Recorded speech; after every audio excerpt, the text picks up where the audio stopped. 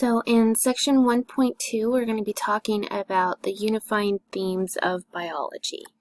So first of all, we have to go through a couple kind of standard definitions. So first up, we have an organism. An organism is any individual living thing. Okay, so this is talking about single organisms or single things. Okay, so you talk about a single dog, a single tree, those are organisms. So organisms are made up of one or more cells. Usually they're similar cell types. They can be what are called differentiated cells, which means that they have different kind of purposes, different functions. Like you have muscle cells and you have brain cells. They are similar cells in like construction, which we'll get into, but they are very different in function. Then you also have to talk about a cell. The cell is the basic unit of life. Basically, if there's anything smaller than a cell, it is not considered living. Okay? So, all organisms are made up of one or more cells. We do have a video that I've posted online that kind of gives you an introduction to cells, shows you different types, the different variety of cells. Okay, so cells can come in three basic forms. You have animal cells, you have plant cells, and then you have prokaryotic cells. So prokaryotic includes kind of your bacterial cells. They're generally less advanced than both animal and plant cells, which together, animal and plant cells are called eukaryotic, which again we'll get into more later, but animal and plant cells have their own differences, which you'll see basically animals generally don't have chloroplasts or anything like that. Plant cells have less mobility than animal cells in general, things like that. So all organisms need energy for metabolism. So these are your first two of the four basic characteristics that all organisms share. So energy for metabolism, basically metabolism breaks down your food, produces energy, all of that. And then you can use that energy for various purposes. Okay, so the source of energy that the organisms need in order to live varies. So there are some organisms that get their energy from decomposing material. Others only eat plants. Others will make their own from the sun. Others will eat other animals, so on and so forth. Okay. All organisms also respond to their environment. Right, so you may not necessarily think about this, but you do respond to your environment. So, as many of you have said this year when you walk into my classroom, if you walk into a cold environment, a few different things would happen. You might start shivering, you might get goosebumps, look for a jacket or a blanket or something like that. Okay, so that is you responding to that environment. If you walk into a really hot environment, okay, you start sweating, you might turn really red, all of those, you might look for a fan or some water or shade or something like that. All of that is kind of your reaction, your response to that environment in order to cool you off so you don't overheat. Okay, so organisms will react to external stimuli like light, heat, and touch. Okay, so if somebody touches you, general reaction is to, look at them and kind of ask, what's up, different things like that. With light, you may not even notice, but anytime you light changes in your environment, the amount of light, you do actually react to that. Your pupils will either contract or dilate. So if the light decreases, the level of light decreases, your pupils will dilate, so they'll get larger, so that you can take in more of the light that's there. So you can see a little bit better. And then if you are all of a sudden in a bright environment, your pupils will contract and get smaller, so that your eyes are not overwhelmed by that amount of light. All organisms also have DNA that they pass on to their offspring, if they have offspring. not a requirement, okay? So again, DNA is the genetic code, so it's how your body knows like what to produce, what proteins to produce. It's got all of your kind of traits basically in a code, in a hard drive you could think of, that gets passed on to the next generation. So during reproduction, organisms can pass on DNA. DNA stands for deoxyribonucleic acid. Okay, so you'll get very familiar with that in a couple chapters. And then single-celled organisms can also pass on their DNA to their offspring, because when those cells divide in two, they're actually creating a new organism. Okay, so if you have a cell, a single-celled organism, and it splits in half, you now have two single-celled organisms. So that is your reproduction, basically. And again, we'll get more into single-celled organisms, replication, all of that later. Some organisms use RNA instead of DNA. RNA is ribonucleic acid, so it's very similar to DNA, but it is slightly less stable than DNA. So there's a disadvantage to using it to carry genetic information. It does mutate faster than DNA, so you can actually see new traits pop up in RNA a lot faster than you will in DNA. So sometimes that can be incredibly useful to the organism if they're in an environment that's difficult to survive in. Okay, so they can mutate to kind of adapt to that environment a lot faster. You see that a lot in like bacteria or viruses especially. So the unifying themes of biology connect concepts from many different fields of biology. All levels of life have a system of related parts. Okay, so you will see a lot of similar themes throughout biology. A system is an organized group of interacting parts. So you have like organ systems in your body.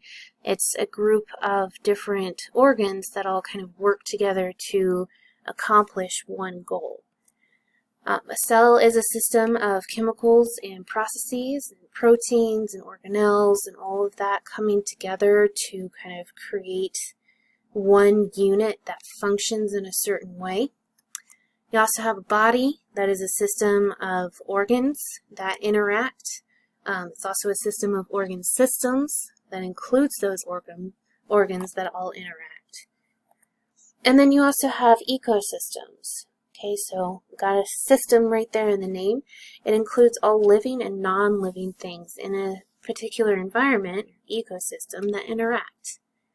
Okay, so here is an example of an ecosystem.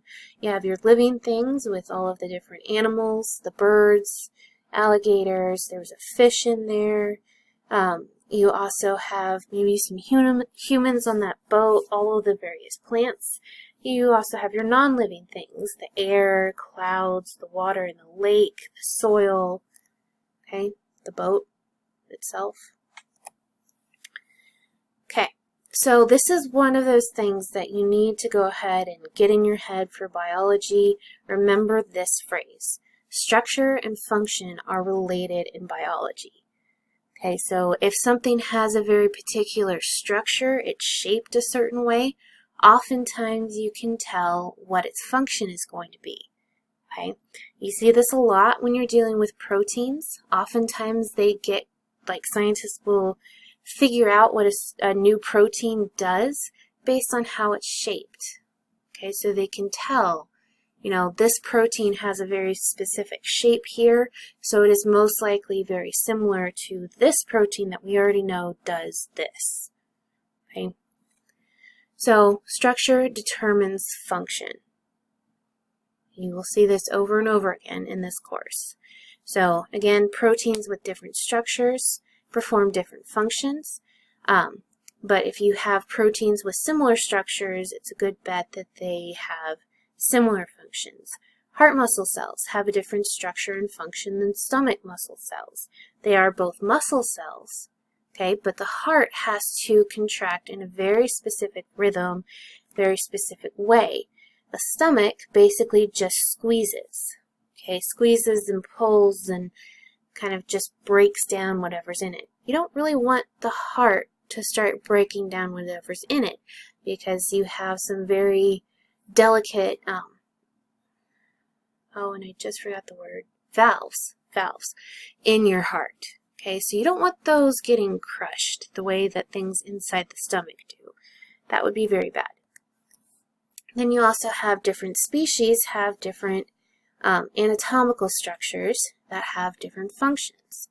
Okay, so you have, say, on a bat, their arms, so-called, are basically their wings.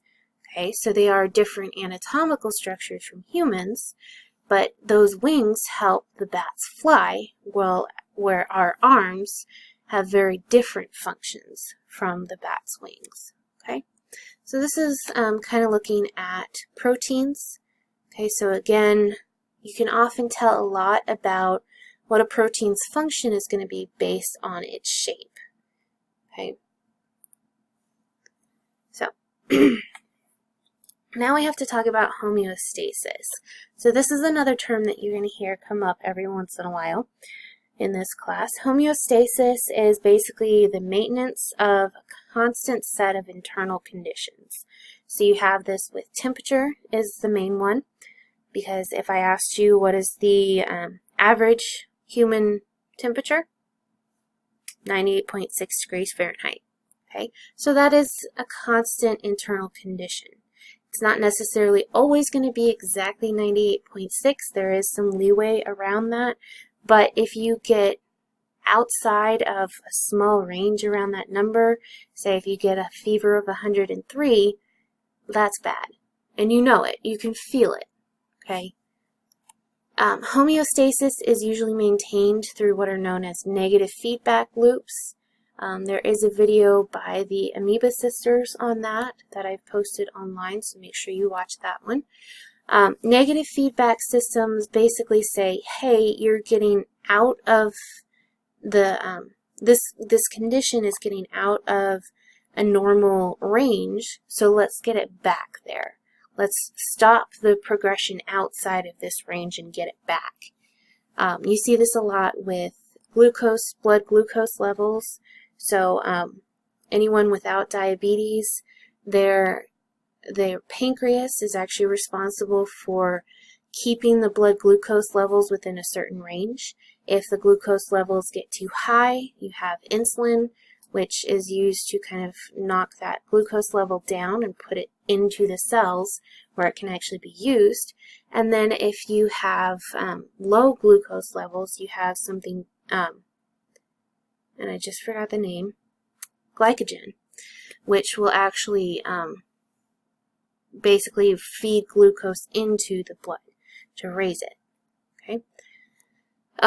So with your negative feedback loops, okay, it's basically just your body monitoring the internal conditions and saying, hey, you're getting out of this set range, so this is kind of our fix for that. This is our fix to get you back in there. Okay, so this example talks about a thermostat. So a thermostat is basically supposed to keep the temperature within a certain range, usually 1 degree around the set temperature. So if it gets too hot, AC will kick in to bring the temperature down, and then if it starts getting too cold, the AC will kick off. Okay, and that's in the summer, and then flip it in the winter. If it starts getting too cold, the furnace will kick in, heat up the room, and then once it gets to basically 1 degree over the set temperature, the furnace will kick off to allow the temperature to go back down again. Alright, so we're actually going to pause here and then switch to another video. So here we go.